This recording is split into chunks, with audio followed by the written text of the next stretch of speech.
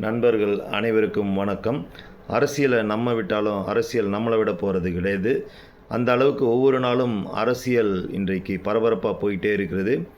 பிஜேபியில் மாநில தலைவராக இருந்த அண்ணாமலை அவர்கள் பிஜேபியை விட்டு விலகி இன்றைக்கு புதியதொரு இயக்கத்தை ஆரம்பித்து அதில் 10 லட்சத்துக்கு மேற்பட்டோர் மெம்பர்ஷிப்லாக இணைஞ்சிருக்கிறாங்க.